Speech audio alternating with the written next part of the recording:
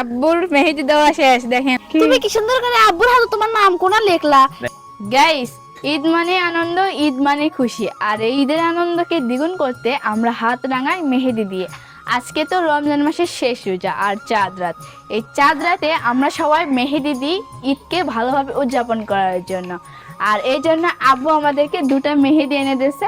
এই মেহেদি দিয়ে আমরা পরিবারের চারজন আমাদের খুশি আরো বাড়িয়ে তুলবো। এই জন্য আজকে আমি মেহেদি দেব।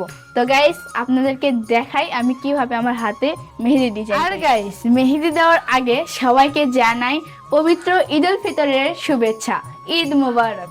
ঈদ মুবারক। তো গাইস, শুধু জিনে নয় কিন্তু আমিও কিন্তু দিব আজকে হাতে মেহেদি।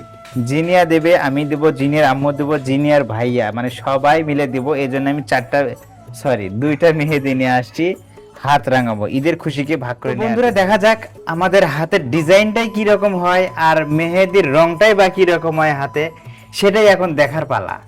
কি বলেন?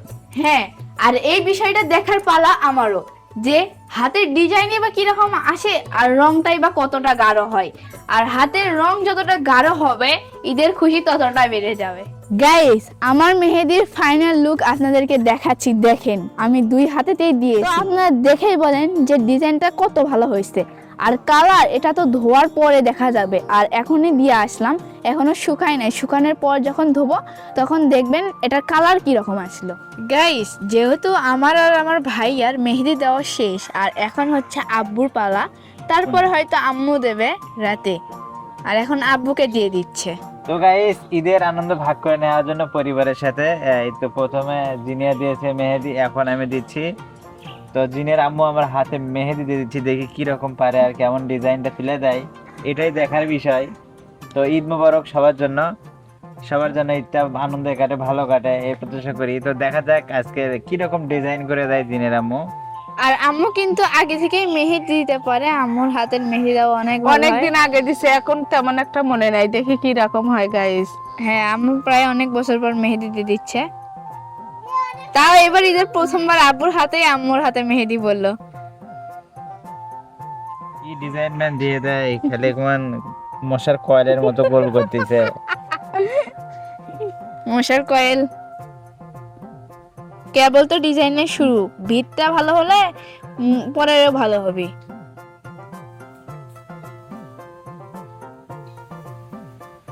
বাপরে, জোক মারা যাচ্ছে রে। গাইস দেখেন, আব্বুর মেহেদি দেওয়া শেষ। দেখেন আম্মু কত সুন্দর করে দিয়ে দিল ডিজাইন করে। গাইস দেখেন কি রকম ডিজাইন হয়েছে, জানি না, আপনারাই বলেন। আমি একটা কথা বুঝছি না, তুমি কি সুন্দর করে আব্বুর হাতে তোমার নাম কোনা লেখলা, অথচ 24 ঘন্টা ঝগড়া করতে হুঁশ পাও না। এলেম লাগে তুই কাও। আর ডিজাইনটা কেমন আছে গাইস? দেখেন, বিয়ের আমুলের ডিজাইন। আব্বু আম্মুর বিয়ের আমলের ডিজাইন আছে। অনেকদিন আগে দিছি, দেওয়ার অভ্যাস নাই, আমি পরে দেবো। এখন রান্না করা লাগবে গাইস, এখন আর দিবার পাবো না। লাগবে, আর রান্নার পরেই জিনের আম্মু দিবে। তবে জিনেক থেকে দিয়ে নেবো, জিনে কেমন পারে এবার দেখা যায়। আর আমি শুনছি যার হাতে মেহেদি রং গাঢ় হয় তার নাকি ভালোবাসা তত গাঢ় হয়, কিন্তু তোমারটা মনে হচ্ছে অত গাঢ় হবি না। কি জন্য আমার প্রতি অত ভালোবাসাও তোমার নাই। ভালোবাসা কদিন থাকছে, বয়স হচ্ছে না ভালোবাসা, আর ভালোবাসার বয়স হচ্ছে, ভালোবাসা বুড়ো হচ্ছে। বুড়া হলেও ভালোবাসা থাকে, এটা ভুল কথা গাইস। গাইস, হাত ধোয়ার পরে আপনাদেরকে দেখাচ্ছি আমার হাতের মেহেদির ফাইনাল রং।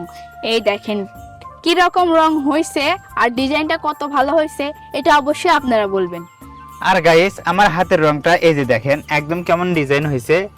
আমার কাছে তো ভালো লাগছে, যেহেতু আমার ওয়াইফ মানে জিনের আম্মু দিয়ে দিছে, তো আমার কাছে ভালোই মোটামুটি।